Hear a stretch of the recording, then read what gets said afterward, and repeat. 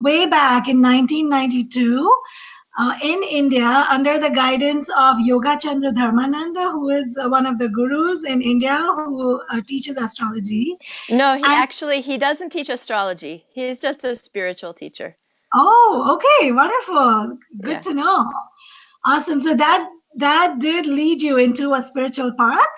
Astrology is a very spiritual science, very spiritual field. And Kerry now practices as a Vedic astrologer in the United States. She's also a certified professional member of the Council for Vedic Astrology here.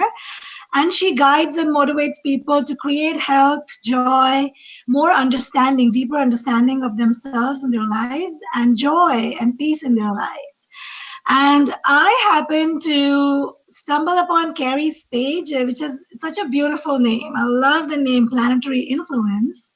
I saw it once and I read through her articles, and I have known a lot about astrology in the last few years. I've sort of taught myself. And I was impressed with the way you described the transiting planets, very different from the typical forecast that astrologers do. And I was blessed to even then take a session with Kerry. And the way you practice, Kerry, it really brings your voice, first of all, your calm voice brings it just relieves all the anxiety and stress that I have. And then you are very calm and a very supportive way. You know, mostly astrologers that I've come across are negative, or they're very cut to cut on this is what's going to happen. It's either very negative or very positive. And I've found that you're very level headed and you were very, very calm and positive in giving me guidance, in encouraging and supporting me more than just telling me what's going to happen. So I have seen Kerry twice now, and I will encourage all of you to check out her page. But for now, let's talk some serious astrology related to Mother's Day. Welcome, Kerry. Thank you, Rima. Yeah, go ahead. Well, so the Mother's Day is tomorrow. And how do I relate that to astrology? Well, the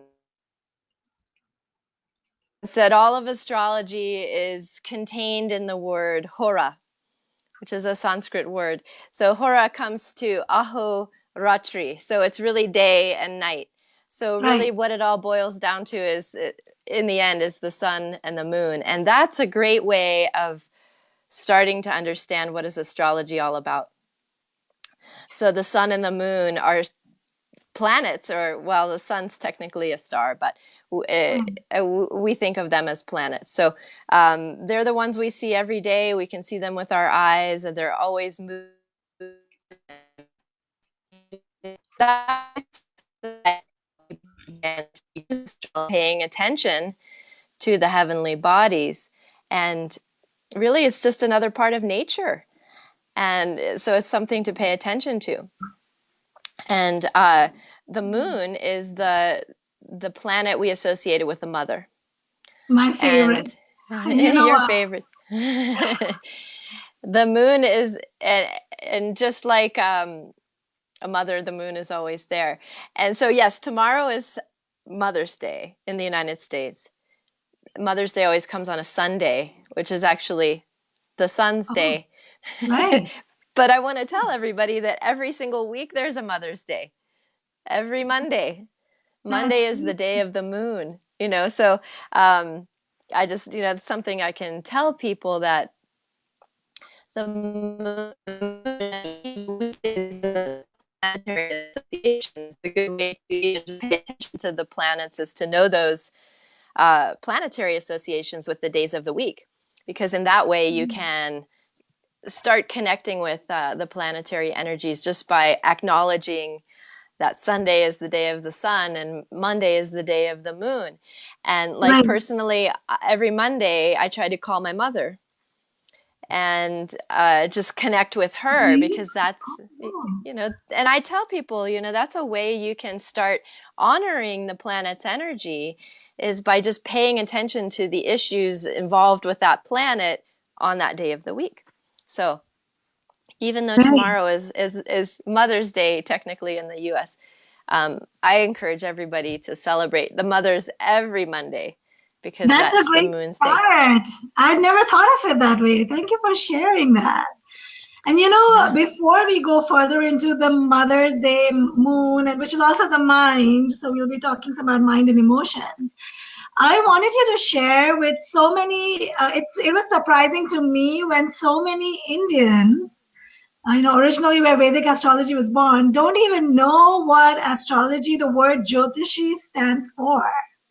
So if you want to start off, how did you get inspired to go to India or seek this kind of knowledge, and what brought you here, this whole journey? Oh, wow. That's a long story, but I'll try to make it short. um, I ended up in India really because I got kicked out of Nepal. Oh, the, the, oh, what does this that was mean? back in 1992. I was traveling in Nepal, and it was just always hard to get a visa.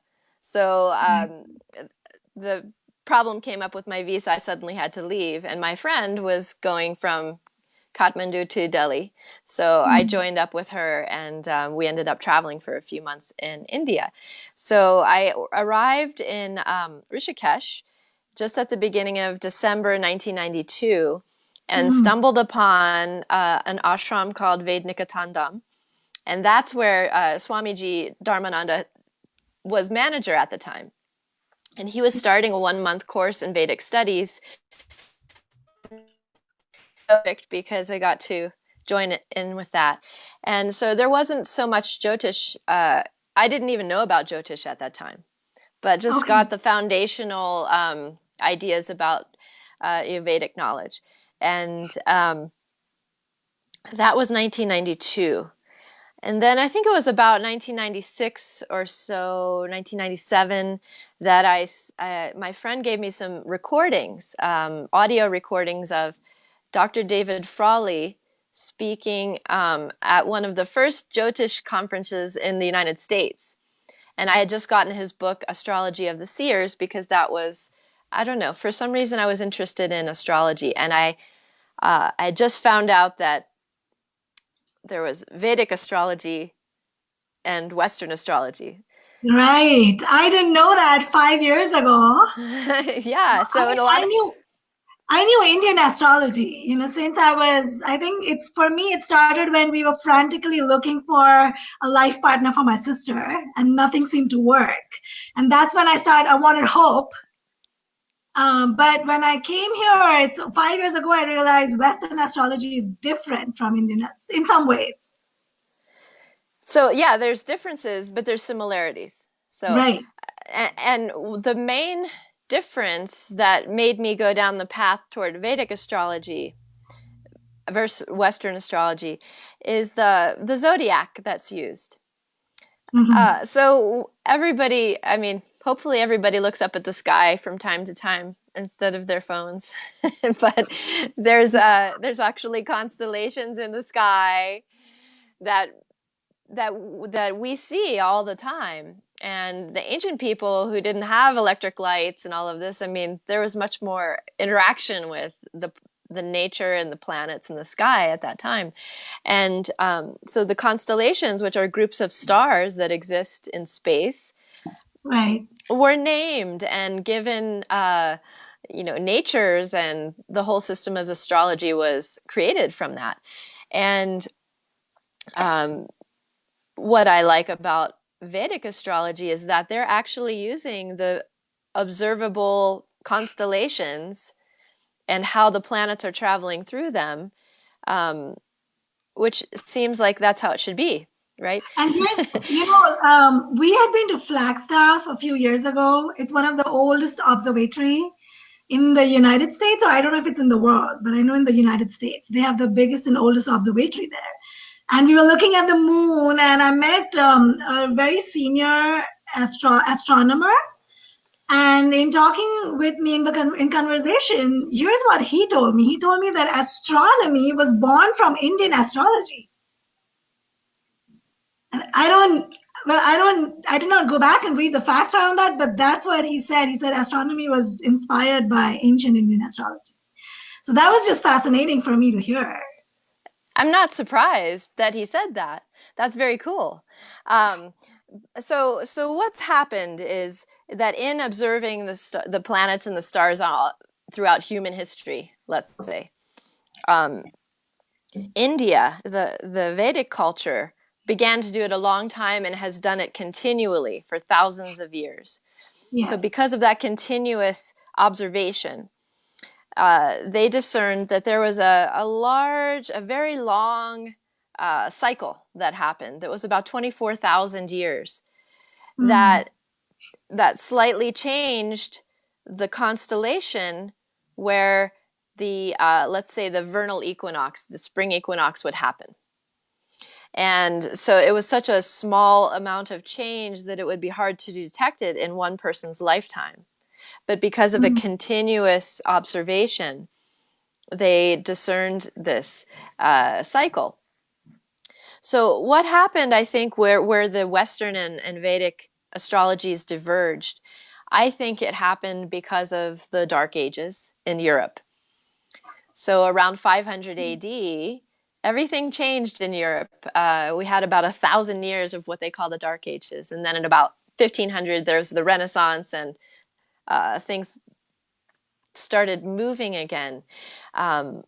But so the astrology wasn't continuous in Europe from that time.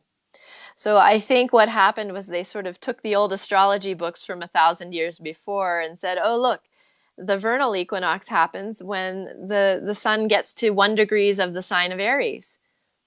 So let me ask you, in that Mm-hmm. case, the 23-degree difference between Mm-hmm. Indian and Western astrology, and when we are correlating that to astronomy in the sky, when astronomers are talking about the transits, in your understanding or knowledge, have you found that difference where Indian astrology coincides with the planetary transitions in the sky? Because I would assume that's what it is.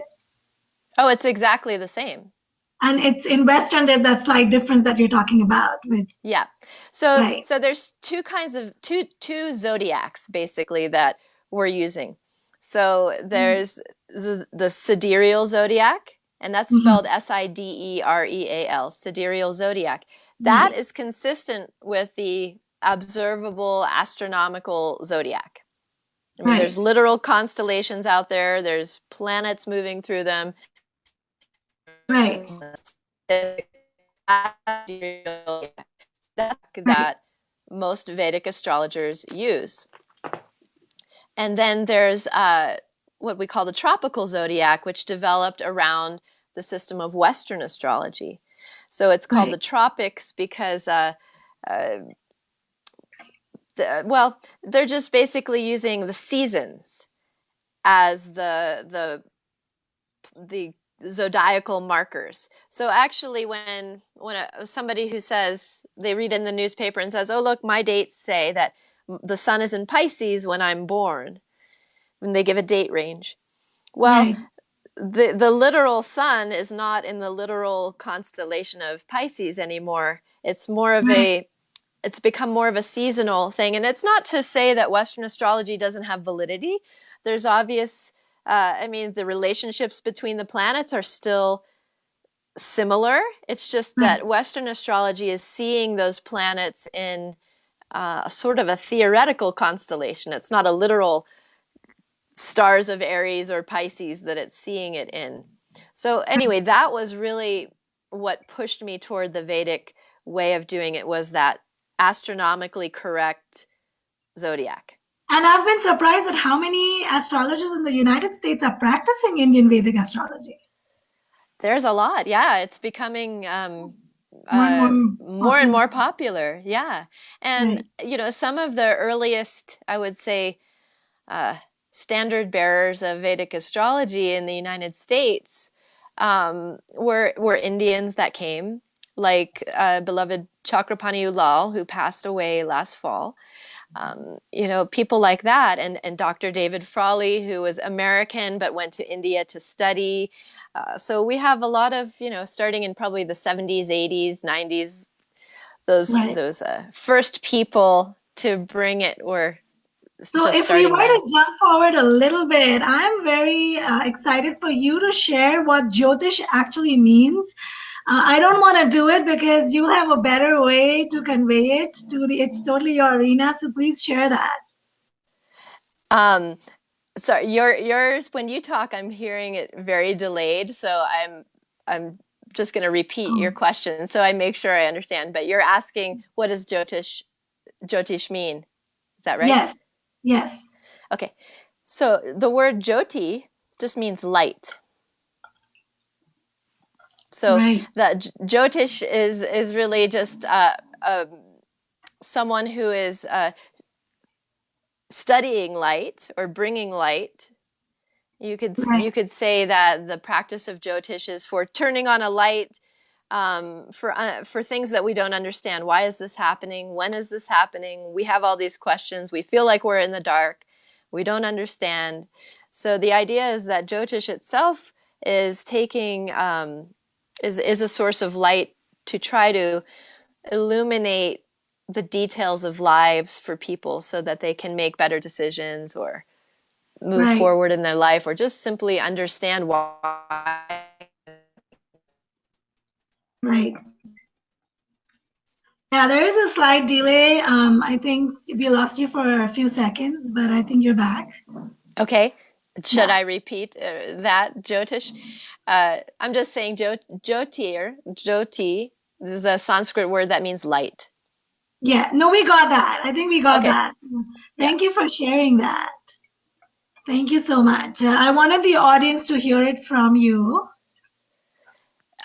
I'm sorry. Can you repeat that again? I There is a wanted the delay. audience to hear it from you. It Oh, means illuminating your soul with true knowledge yeah. and sparking that in your life through different areas of your life. Because astrology, Yeah.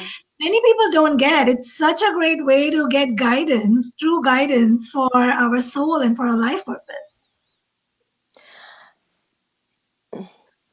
That's the idea, is that it allows, and when it's interesting, Jyotish in America or in the West, let's say, most of us Vedic astrologers in the West are using the Kundali, we say the wheel or the chart, or Right. which the Yeah. chart is basically just a mapping of where all the planets were relative to one another and to the constellations and to your Mhm. birthplace. Right. And that acts as a map of your karma. What are you supposed to experience in this life, and when, and with whom, and how will it be?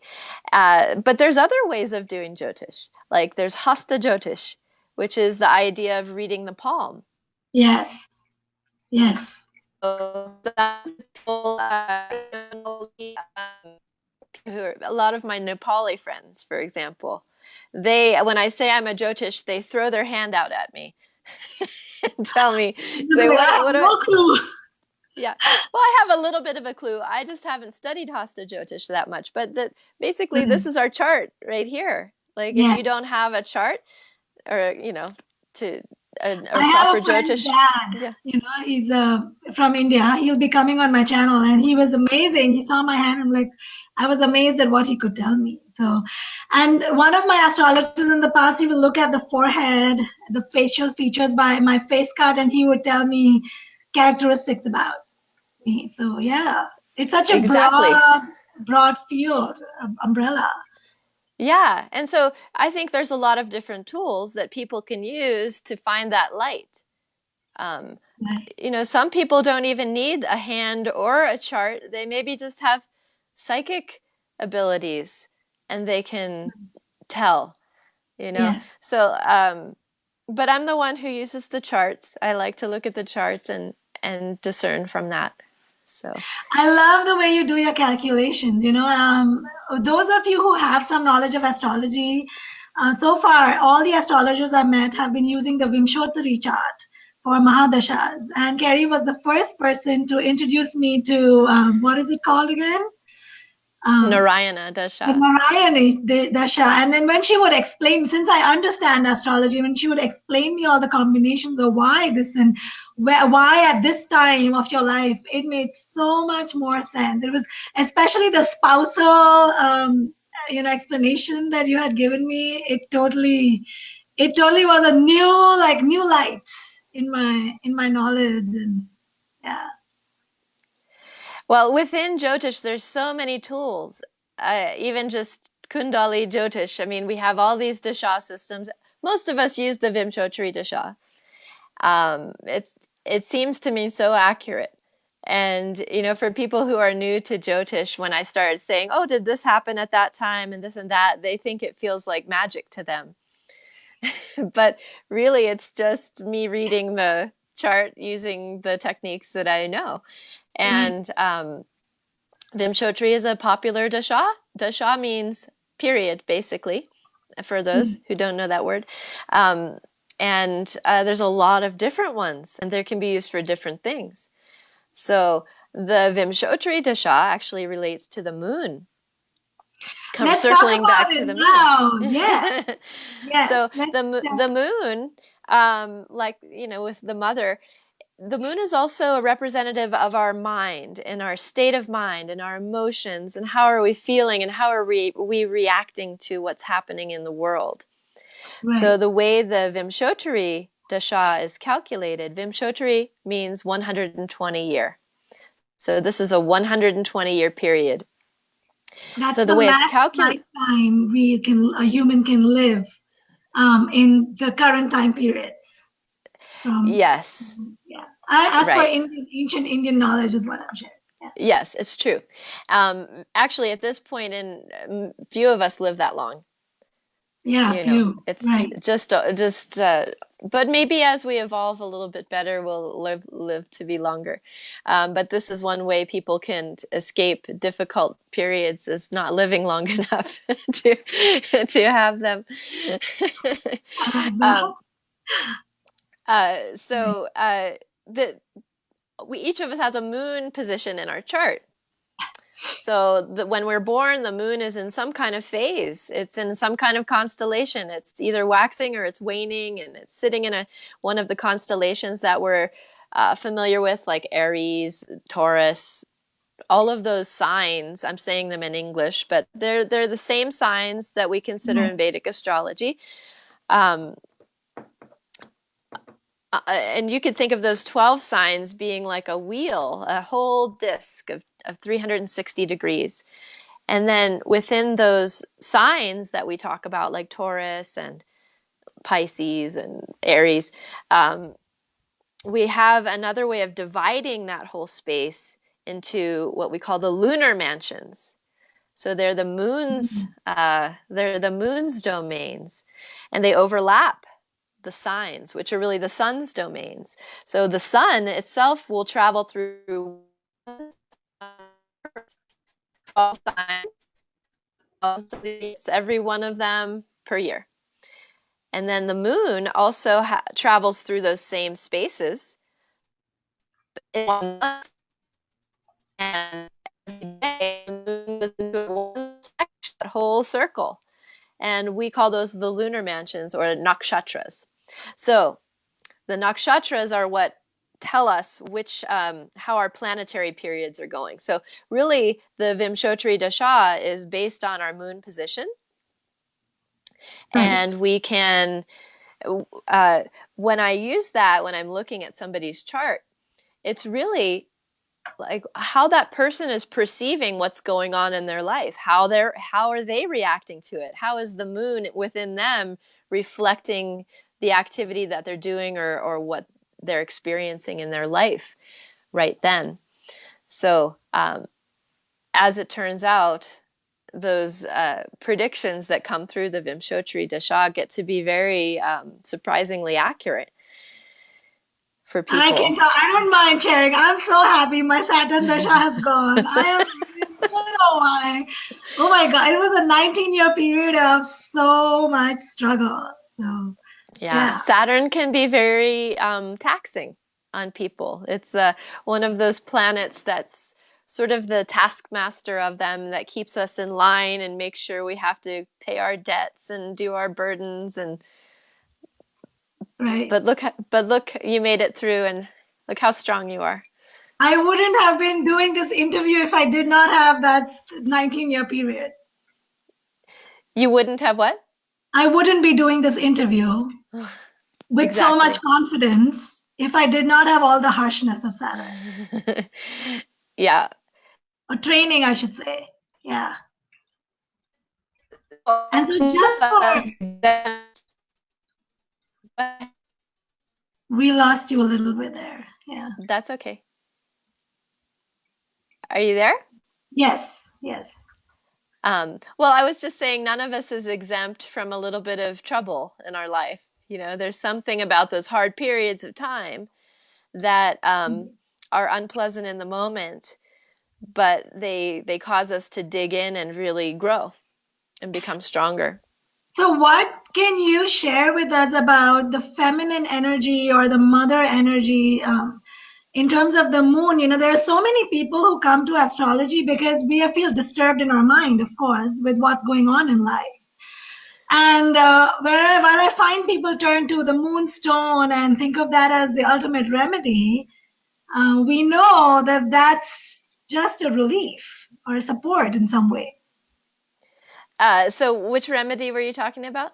The moonstone, for, you know, I've seen Oh, so for the many moon. people where, yeah, just whatever you'd like to share about moon and mother energy, or, you know, what do you see in your clients? How do you guide them? Sure. Well, the moon is not the same for every person. Every chart and so for each of us has a different way of relating to the moon and our mothers and all of that. So in addition to the moon being in a certain sign and a certain nakshatra, the moon, as we all know, it waxes and wanes every month. It gets full, it gets new.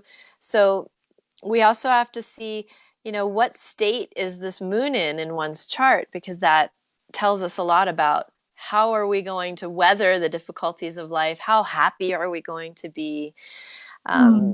what kind of emotional reactions might we have to certain situations, and things about Vedic astrology that's a little different from Western astrology is there's a lot of remedial measures that are offered. So Right. the idea is that if we can look in our chart and say, "Oh my goodness, that moon is in a hard place in this chart because of, you know, Saturn with it or some other difficulty." The idea is to relieve or strengthen those planets that are under duress so that we can be more calm, more peaceful, have a more level-headed approach to life. So, Right. yeah, go ahead. And that brings me to a good, like, thank you for sharing that. Because here's what I wanted the audience to know. Many of us, and me way back several years ago, would think that I am doomed to the chart that I have. Basically, that I'm a slave of the, you know, horoscope that I have, and that's how my life is going to be. Whereas it's the other way around. You know, I had pre-decided what kind of life my soul had decided it would want to take in this body, it would want to experience, and the chart is just a shadow, or even the position of the moon. So I like that you said, how will the individual respond to the different weathers in their life? Because it's the individual that matters. In the same situation, two people would have a completely different response. Yes, and something that makes me a little sad when I hear people saying about astrology or discussing their horoscopes is they might say, well, you know, I'm just this way because of this position in my horoscope. And it Yes, becomes an excuse. right. And I don't really think we should use astrology for that reason. So the way I think of it is kind of like we have a journey in life. We're Hmm, born, we walk around the earth, we pass away. So this right. is a journey. This experience is a journey. So our birth birth chart or horoscope is like the map. You know, it's a plan, it's a blueprint that our soul has come in to experience these things. Hmm. Right. And then let the shot system goes back.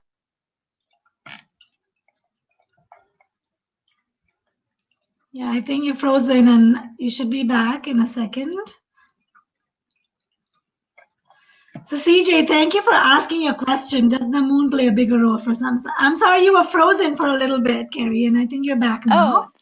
that's okay.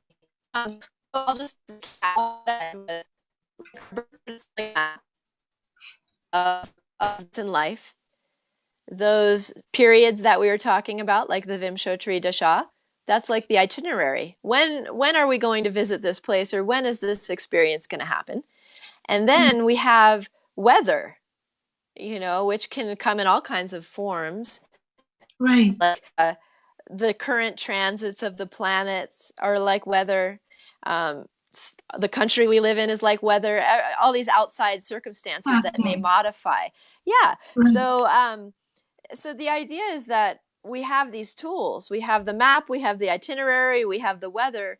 Just because the weather says it's going to rain, does that mean we're not going to leave our house? No, we just have to prepare ourselves. We have to put an Right. umbrella or a jacket or something like that. So that's the idea of astrology is, oh, how can I prepare for the next few years? What's the weather going to be like? What's going to be easy? What's going to be difficult? Should I go to school? Should I have a child? These things, these are the questions we can answer by And what looking a at the chart. freeing thought. I love the way you explain that. That's such a freeing thought that we're not at the mercy of the combinations or, the possible outcomes we're going to get, but just to prepare ourselves and build more immunity, internal immunity to what's to come. And, I have used that. I'm glad that I've learned astrology. For example, just as an example for viewers, if you'd like to relate, is I know now, and Kerry, from my chart, for the next 2 years, work is going to be heavy. My workload is going to be really heavy. And so the past 2 years, some people, I had great opportunities that I could have taken. And some people said, why, when you're having financial struggles, why did you not take those opportunities? It's because I wanted to spend time with my daughter when I know for the next few years I won't have that. So it's such an advantage if we were to use it in the right way. Yes, and there's a big sort of philosophical thing to think about with free will. And some not everybody agrees. Do we have free will? If you look at this horoscope and say, and this is the schedule, and these things are going to happen, where does free will come in with that? Right. And this is a science of karma and studying karma, and there's different kinds of karma. I won't go into the details, but there's kind of like, you can look in the chart and say, oh my goodness, they're going to have to suffer through this. They're going to have to deal with this type of karma. But this other one over here, they can have some free will. They have some action. They can modify some things. To me, if there was no way to change things, there would be no point of having astrology. Exactly. Yes. Yes.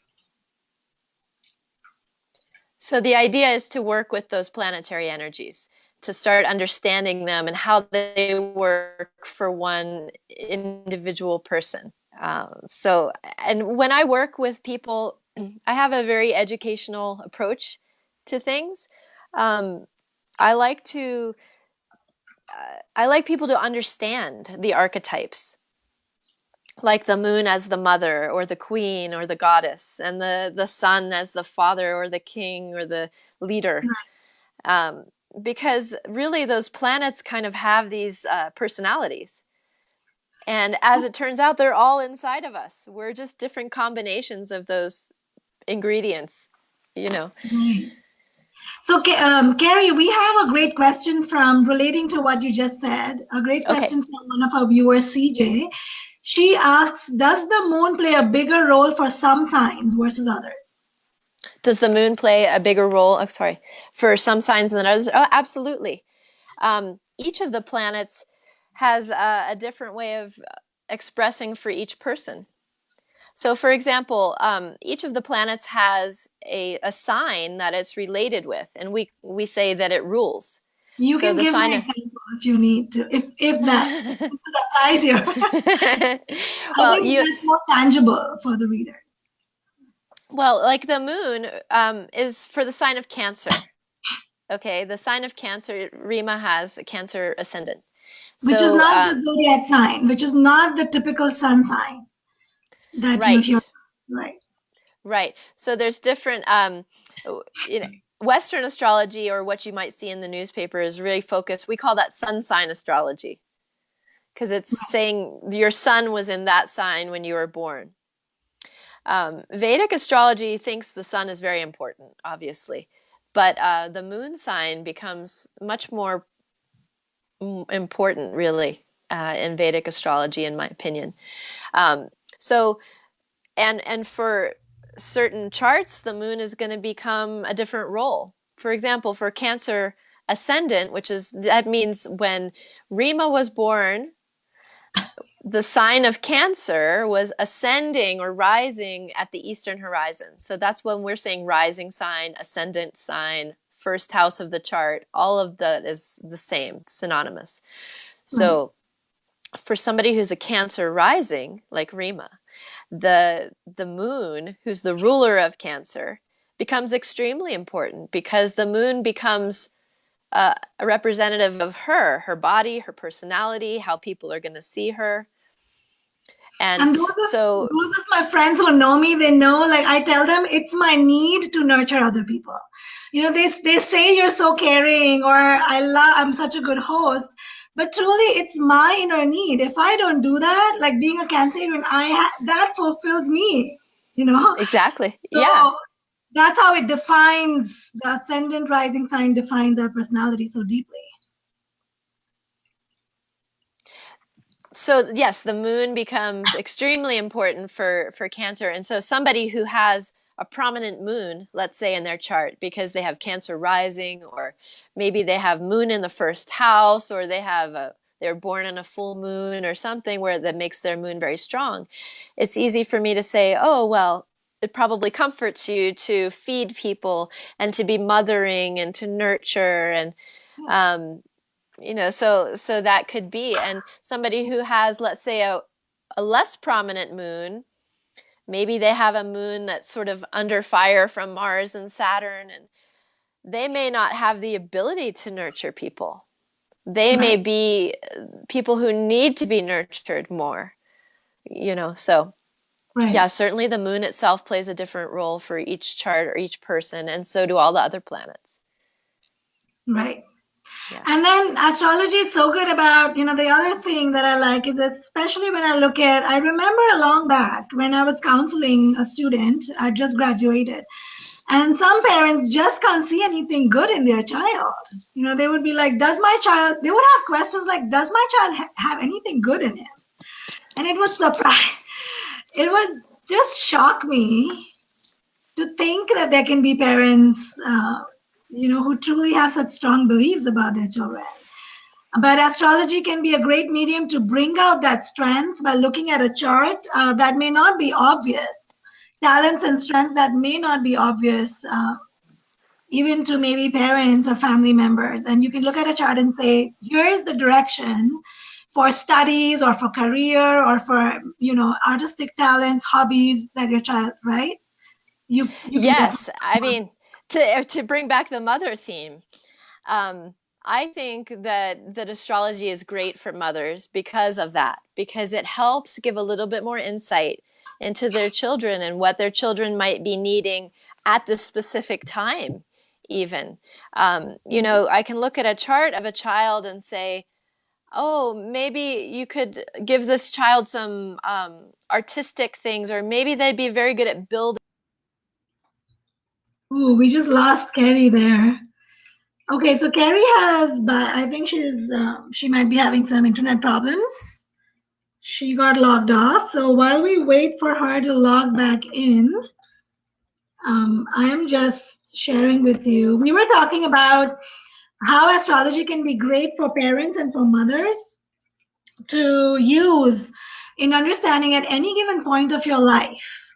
What direction can your child receive? What is the direction that you can put your energies in to nurturing your child? Especially for if you find that your child is emotionally struggling, academically struggling, not showing the enthusiasm, cooperation that your child that you may be wanting your child to show, then that's a great time to go to an astrologer and say, what are we missing? What can you tell us? And sometimes I've found that children don't enjoy doing some of the classes that we ask them to do or push them into. And you can use astrology to see that over the years, starting now, what is a great class to focus on? Training, personal training. What kind of personal training does my child need to do? More of sports, more of art, what kind of art? Performing arts, fine arts. What subjects can my child focus on, so that I am preparing him or her for the future career, for the future, whatever life direction that your child is going to have.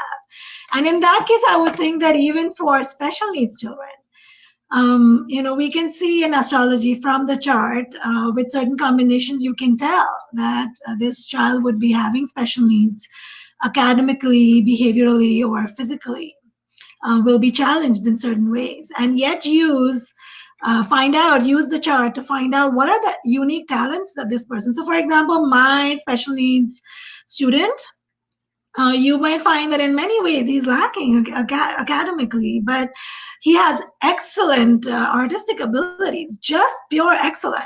On the computer, he's got the fastest typing speed that I have seen. So there's always, it's disheartening when parents come and say, or they think and they feel that their child is really lacking in many ways. You make use of astrology. Kerry is a great astrologer. If you would like to take sessions from her, here is her link, Planetary Influence. I'm still waiting for Kerry, we are not able to see you. So let me send her a message and see where she's at. In the meanwhile, I will be welcoming questions from the audience. Yes, CJ, thank you for sharing. I understand, all of us who work with children. So CJ says that she's a case manager. She was a case manager. There are parents that way. Yeah, there are many. So Kerry's here again. Hi, Kerry. Hi, can you see me again? Yes. Yeah. Okay, I could see you that whole time. Is my camera okay? Can you see my face? If you want to pull it down a little bit, we can see more of the top of you. Yeah. How's that? Good? A little more further down. Yes. Okay. Okay. So from mine, I can see my mouth. So, okay, I'm relying on you. Yeah, I was in there. I was listening to everything you said. It was great. Regarding how you can use astrology to help understand as a parent, what does my kid need right now? What would be a good field for them to go toward? How are they going to be with other kids? Is there issues with siblings? All kinds of things we can see like that. And I think it's very helpful. I was doing a reading recently for a woman, and after a little while, I said, well, could I see the chart of your child? Because, it might give me a little bit more insight about what you should be doing too. And when I saw the chart of the child, I thought, okay, I'm absolutely sure what I just told you should be on that track, because now that I've seen the chart of the child, I see you really need to support them at this time. So, yeah, and I love doing readings for families, like when I can see the chart of everybody in the family. It's amazing, actually. Like, even when Kerry recently saw my daughter's chart as well, and my daughter is very artistically driven, and she has some great, amazing abilities in certain ways. But in sports and athletics, it's not, her internal motivation is not there.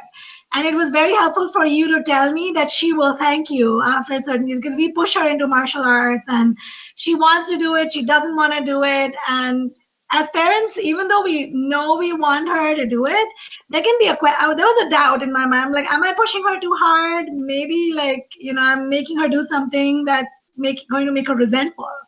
And it was very helpful for you to say that no, please continue doing that. Yeah, good. I'm glad that was helpful. Yeah. So yeah, it can be a great tool for helping with kids, or just, a lot of parents,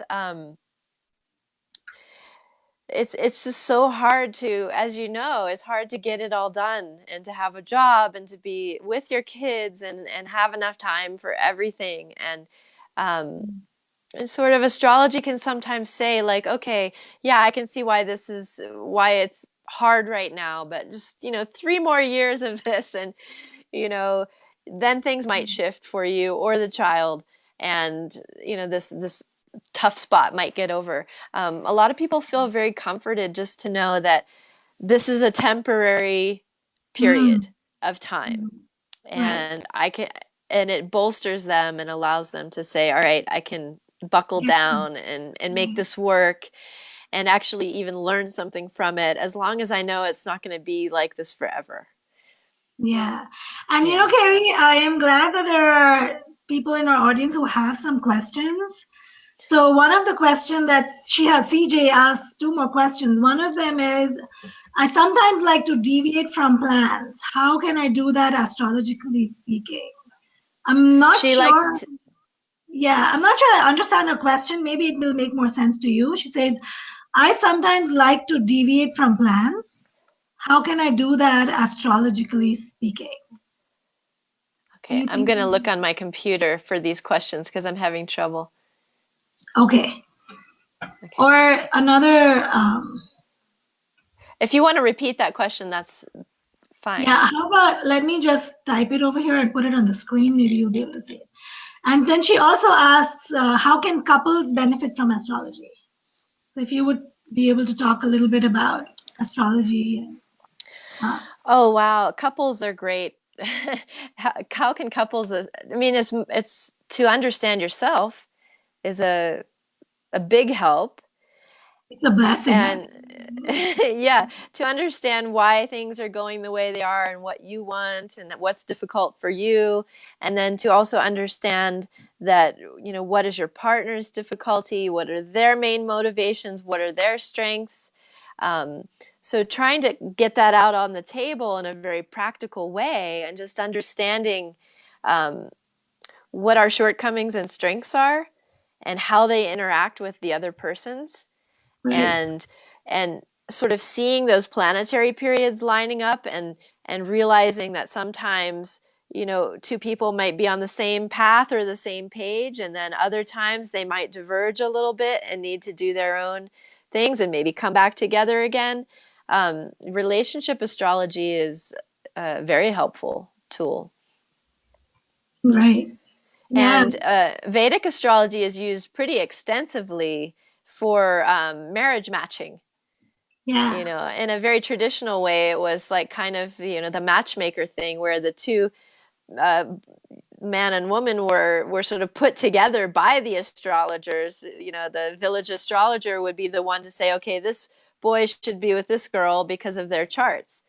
I'm not so sure I'd want that responsibility myself, but but I mean, that was one of the original uses for astrology, was So, matching even when people. I got married, they traditionally we do the gunank, the matching of the points. But something that I learned in the last few years when I was actually digging deep into real astrology is certain ancient Indian astrologers talk about matching the moon signs, because the moon is the mind and the emotions. And that's basically what you're sharing most deeply with your companion. And then they talk about seeing how far the girl's moon is from the boy's moon, because the further away it is, it'll that much harder is for the man to understand the emotions of the wife and cater to those emotions. So I don't Yeah, want to go into a lot of depth, but that's just something I want, since we're talking about moon and moon energy. there's a whole system of calculating points of compatibility between two moons, like you're talking about. Oh, And yeah, there's this whole kuta point system, where you analyze all these factors, and then you get this sort of one number that's the compatibility, which I think is useful. But I think if it was the only way that two people were being matched, that could be very sad. Because charts have so much more depth to them than just the moon. But I think on a certain level, in old times when there wasn't clocks all the time, we at least knew what the moon position was when somebody was born. So I think that's why traditionally it was used. Now we have clocks and we have a better way, like we can calculate a chart in 1 second if we have the right program, whereas it would take hours to really calculate a chart back in the day. So now we have much more extra information that we can use for compatibility than just that traditional Kuta point system. It's worth looking at it, and it's good to understand, why should we have the moon closer to each other. There's a whole other thing of having, you want the man's moon in front of the woman's moon. There's all these things that go into the calculation. So this is what understanding of astrology has helped me in terms of intimate relationships. It has helped me gain acceptance for what I might. So let's say if now having more greater understanding of why I'm not compatible with somebody, why there are problems with whatever, like why should I do business on my own and not have a partner, a legal partner, because it brings me to a point of understanding and acceptance of this is my personality and that's why I'm going to gel with certain kinds of people and not other kind of people, instead of having resentment or confusion. In that sense, I would think relationship astrology would be great in understanding what are each of your strengths and limitations, and let's get some, coaching or acceptance and attitude difference and change in attitude around that. Yeah, I mean, because sometimes we'll find a chart where somebody's very independent person, but just because they're independent doesn't mean they don't want to have a relationship. But trying to understand that maybe that independence pushes somebody toward a more open relationship, or something where each person has their own sort of individual path, but they walk side by side on, doing it. Maybe they're not working together or even living together, but they're still having a relationship. So it's good to understand what you're capable of and what you can give to a relationship, and also what's missing in your life and what do you really need to receive from a relationship. Yeah, these are things we can understand from looking at the chart. And in India, so my name, Rima, the letter R is as per my moon sign. So in India, not that it's followed so much now. Some of us still do. I believe in it. So we give our names based on the moon sign. When a child is born, we don't pre-decide the name, because based on the time of the birth and the moon sign, the moon's transitioning position, we give the name. We just believe it's auspicious. Yes. So yeah, each of these, when I was talking about the nakshatras, the lunar mansions, each one of those nakshatras is divided into 4 sections. And each of those 4 sections has a letter or a syllable associated with it. And so based on that, you name the child with those letters, so that in a sense their moon is being supported every time their name is said. Oh, now I understand why. Great. So maybe in a sense it calm if I say ra ra ra ra, because of the syllable, that maybe is a good syllable for you to calm your mind. I see. Thank you so much. There you go, audience. You have a takeaway right now. And there's, instead of just relying on gems and lots of other, there are these practical tips that true knowledge of Vedic astrology can give us. And there's been, even cases, I've done even case studies in my studies of, people who change their name. And actually changing your name can sort of open up different energies in your chart. Like it's a, like if you can discard some name that's not working. So for those people who feel the need to maybe change their name for whatever reason, it's a new phase in life, or they want to let go of something in their past and they'd like just a different identity change. You could even see in somebody's chart whether they change their name or not. If it's yeah, so it's maybe in like saying I want a new fresh start, I'm going to change my name, call myself something different. Maybe that would be a good reason to look at one's chart and say, okay, which syllables are going to support me? Which sounds are going to be the best to, make me do whatever it is that I'm wanting to do. Wonderful. That's awesome. So in a little bit, Kerry, I will take any more questions that may be coming from the audience. Okay. But I see how passionate you are about Vedic astrology and guiding people and sharing your knowledge. So Kerry also offers mentorship for those who are curious, like me, to learn more about astrology and how to apply that in your lives. And she does personal readings you can do them from wherever you are in the world now that we have technology that is so supportive. So be sure to go on to Kerry's page, and here it is. Let me show you to Kerry's website, and it'll guide you through. If you have any questions, feel free to ask us. But we will be taking questions right now for. Oh, CJ says, I love my last name because I chose it. Wonderful. It's so great to love a name that you have. That's not everybody loves their name, so that's wonderful. Kerry, would you be willing to share with us, when people talk about afflicted moon in the Can chart? you please can you repeat that again, Rima? I'm sorry.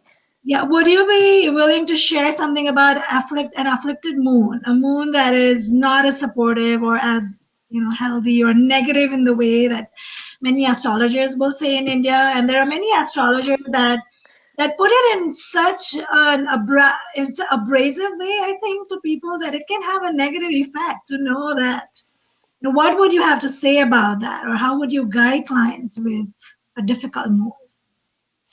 Um, well, I have a difficult moon in my chart. I would have a typical, like if an astrologer looked at my chart, they would say, "Oh God, look at that poor moon." Huh. So afflicted. It's debilitated. It's in a hard house. It's in the sixth house. It's so hard. Hmm.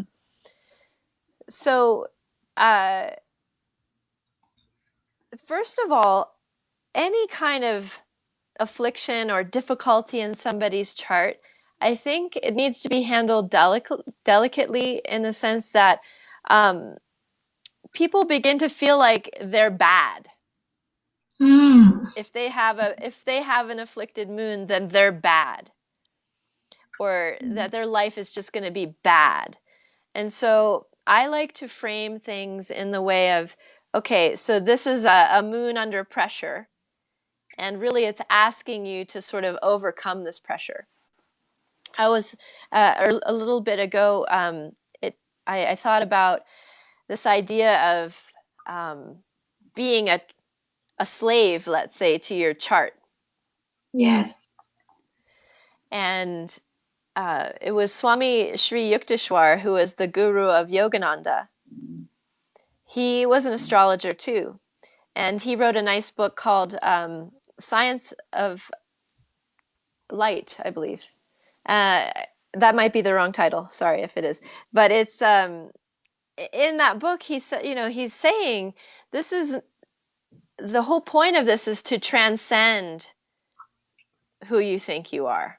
Hmm. Right. And so how I would counsel somebody and afflicted moon, different ways, because the moon does reflect our state of mind, mental Yes. capacities, and that kind of thing. So a really afflicted moon could make somebody have mental, psychological problems. And certainly that's not their, you have to realize that's not their fault per se. They just have to work with that. So the greatest tool that we have to deal with the moon or our minds is meditation. So somebody who had maybe a moon that had a lot of difficult influences on it that made it hard for them to be focused, or made it hard for them to have emotional stability, any of those things. Meditation is a good way to calm down the Yeah. mind. which is basically the moon. If you think of the moon and how it is just in nature, we see it every day. It's getting bigger, it's getting smaller. It's with this planet, it's with that planet, it's in this sign. So it's variable. Every single day, the moon is different. It's just like our mind. I mean, most of us, if you're like me, you're concentrating on one thing and then you're thinking, oh yeah, I forgot that thing at the store, and oh wow, I was supposed to, and I would rather be taking a hike, and all these things go on in our mind. So Right. how do you control that? It's like the barrel of monkeys, right? Yeah. So meditation is one of the best remedies, I'd say, when you have an afflicted moon. And when I say meditation, there's a lot of forms of meditation. You can sit down and on a cushion and breathe. That's meditation. There's a lot of different forms. Like even Walking martial is. arts. Martial Oh, arts is meditation in a way. yes. Or walking outside or sitting by the water. I mean, it doesn't have to be, you know, sitting in a monastery on a, you know. Right. So whatever's a meditative practice could help with the moon. The other thing is that Vedic astrology has a lot of different remedial measures traditionally. And one of the chief ones, it was what you mentioned, the gemstones. So Mm-hmm. like the moonstone is considered one of the secondary gems for the moon. The primary gem is a pearl. Okay. So that's something that people will do, is they'll buy a gemstone to sort of strengthen that planet. Does it really Um, work? I mean, if you were to just tell us in short, how strongly do you feel about that? that's a good question. I think it works to some extent. Part of the idea is that you have to have these very quality gemstones for these, that the planetary vibrations are transmitted through these very high quality gemstones. So I there's think a whole set right. of. Yeah, and here's what I find: like the error that people make is they believe that that's going to change their destiny. That's going to change Yeah. everything because we're looking at what I call the external locus of control, so that I don't have to do anything and take responsibility. And yeah, that's where I think just using it as a support to do more of your work, correct, is Yes, and well, let's touch on that idea of magic pills. yeah, Like if I wear this gem, then all my troubles will go away. Oh my right. God, I don't know about that. Be careful But I that like your idea of, easy. it's like a supplement. When we take vitamin C or vitamin D, Right, we don't expect vitamin C to make us completely a healthy person. It's a supportive thing to our health, right? So right, the gemstone idea is supportive to whatever we may be trying to do in our life, but it's definitely not going to fix everything right away when you put that gemstone on. You certainly have to make some effort. And I think that's something that I encourage people to do. Buying diamond takes effort because you've worked all that time to earn the money to get the diamond and things like that. Um, but like what I think is one of the most powerful remedial measures is mantra practice. yes, So mantras are a series of words and syllables that have meaning, and the whole idea of prescribing a mantra for a certain chart is a whole world in itself of study. right, But just for those who aren't familiar with mantras, I guess it's sort of become an English word at this point. We think of mantra as being a phrase that's repeated over and over again. So there's a lot of mantras in Sanskrit language. But really, you could make your own mantra with your own intention in your own language to if that made more sense to you. But a lot of people have a lot of success with getting a Sanskrit mantra and not even really understanding it. But as long as you're pronouncing it correctly, the idea is that those energies and the sound vibrations will be supporting or altering the planets or your chart. So right. um, I like to come up with creative remedies too. There's a lot of traditional Vedic remedies that really don't make sense in America, like the Mm. idea of donating a cow, or I was just going to talk about, yeah, that's the first thing that will come to mind. you Yes. know, that's actually, there's places on the internet now where you can go buy livestock and for donation to, people, which is great. But I like to just come up with remedies on an individual basis when I'm talking with somebody. I'd like to co-create a way to create that remedial energy. So, for And example, I have a very hard moon in my chart. It's very it's in a tough place. So Mhm. on Mondays, I call my mother because that's the moon day. It's one of my remedies that I've come up with to say, this moon under pressure that's in my chart. Right. Right. It doesn't even reflect. And my mom was a great person. She was the best mom ever. You know what I Mm. mean? So I'm probably more Right. dangerous to my mother than she than Oh, she is to me. So no, so you're that blessed. so I come up with these remedies. On Mondays I'll do these things. And if I can't contact my mom because she's traveling or something, I'll contact another mom, somebody else who's a Oh, mom, just to give that sort of a right. bowing to the mother. And here's what you know my guru, he's so amazing. Like he is a chemical engineer who taught astrology to himself. He's in his late 70s, nowhere on the internet, but he would give me practical tips like that. He said, just go and, so as an example for the moon, he would, if it was him, he would say, go and serve women who are in difficult, go to a women's center and support them, or just sit by them, spend time, respect women, mother like women more, practical remedies like that. Or for Jupiter, for example, he would say just use the color yellow more in your life. Donate yellow things because Jupiter is yellow. It helps you increase that Jupiterian energy. So I like the practical tips more than just depending on a gemstone to some magically. And I think you're frozen again, Kerry. I would also like to share while Kerry comes back. You're back. Hi, I'm here. Yeah, yeah. In lines of meditation, it's what I see in clients that come for counseling and coaching. I'm constantly working with their mind and with their emotions.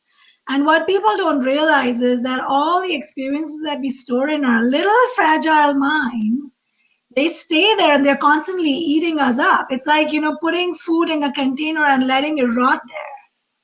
And when in coaching we open that, Pandora box of hurt and hurtful experiences from the past. I had a client yesterday, and she was amazed. Like she has been wanting to improve her relationship with her daughter for so many years now, and she never thought what she discovered yesterday. It was, some little emotional episode way back in the past that was carrying itself. So I like all the practical remedies that you're mentioning and suggesting over here. I would like the audience to take note of that. Go to astrologers who will give you such practical remedies like Kerry. Instead of going to somebody who will say, this is your life, that's your fate, get a gemstone from me. Many of them are commercial, I find, right? Yes, I get this story from a lot of actually Indian people because I say, well, why are you calling me? I mean, you live in India. Certainly you could find an astrologer there. And I think there's probably a lot of good astrologers in India. But what the feedback I get is, well, a lot of the astrologers here just want to sell you gemstones. So no matter what your chart is, you're walking away with a blue sapphire or a yellow sapphire. And Yeah. for that reason, I don't sell gemstones. I would just refer somebody if they really wanted one to go find one somewhere else. Right. Um, but I mean, there's so many ways we could do remedies.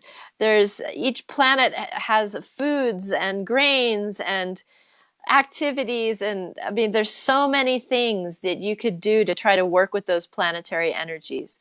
Let's say, for Right. example, that you're in a Jupiter period in your Vimshotri Dasha, and that you have Jupiter as the ruler of your career in your chart. Wouldn't it be a great idea to try to boost that Jupiter a little bit somehow? And maybe it would help elevate your career some. So you could get a yellow sapphire for that. Or you could decide to visit temples more because Jupiter rules temples. You could do something on Thursdays because that's Jupiter's day. Things like that. And I like to come up. Yeah, go ahead. I was just saying, I think it's fun to create with somebody, practical things that they could try to do to work with their planet's energy. Here's what he would tell me. Doing all of that you just mentioned is just so great. It's so powerful. He said, not because it will change your combinations. It will not alter the planets, but it'll alter how you feel within to be able to, it's just like building that immunity to be able to fight off, have the resistance for all the weathers of your life that are coming your way. I love that analogy, Rima, with trying to use it to build your immunity. I think that's a great analogy. It's very, very perfect. Yeah. Oh, yes. Internal locus of control is the biggest thing that we have in psychology that psychology has given me to learn. All the changes we want have to be made inside. Yes. And, sometimes when working with somebody in their chart, maybe they're focusing on why is this relationship with my husband difficult, for example. Mm-hmm. And partly I can see that it's difficult because they're sabotaging themselves. Right. Yes. And that ultimately we can't do anything else to change any other person. The only power we have really is to try to make steps within ourselves. Right. Yes. And so if we can zero in on what are the most important steps to make right now to get past whatever barrier you may feel that you have, that's what astrology is for. Wonderful, Kerry. Thank you so much. You shared such amazing information. Very enlightening, very insightful, and very encouraging, I would say. To many of us, I'm sure that those in the audience have received a whole new world and insight to astrology, to Indian Vedic astrology. And Kerry is such an amazing astrologer. I love your energy, Kerry. You're so soothing and calming to a person like me who's constantly always wanting to do. And I remember the first time I took consultation with you, I did not even let you talk enough, and I would jump from there to there to there. So I love your just very, very soothing, calming energy. Kerry has a unique way of all the other astrologers, like I mentioned earlier in the interview, would just go to a chart and very technically dissect it, is how I say it. But Kerry is wonderful at, personally, I like getting the reasons of why this combination or why this is occurring in this time of my life. It can be different for other people, but I like getting that understanding from you, Kerry, when I was doing consultation, being your client, and all the encouraging guidance that you've given me. Check out Kerry's page here, everybody, for consultations, for learning astrology. There's a lot of information. She does monthly forecasts as well, based on the transiting planets in the sky and how that is going to influence you based on your rising sign, not your sun sign, your rising sign. And if you want more information, just get in touch with Kerry and do a personal consultation with her. Are there any other questions that anybody has? Nupur says, I like creating with someone with some practical ways. Yeah, Nupur, Kerry is a great astrologer for that. She's going to give you some practical tips for solutions for your difficulties. And thank you for sharing, says CJ. Thank you all the audience and everybody who's here, who has heard us for the interview who was here with your questions as well. Kerry, is there anything that you'd like to share with us as I want to bring you back on this platform. Let's do more of these interviews as we find time. Sure. We can do specific topics too. Maybe check in with your audience and see what people want to hear about, and then we can tailor it to that. Right. So all of you who are here online right now, please tell us, what about astrology would you like to learn more? What ignites your curiosity with astrology? And we can bring you more of that, more of this interview in the coming months. Thank you, Kerry. Thank you so much. Thank you, Rima. Thank you. It was really nice talking with you as always. Yeah, my gratitude for you being here.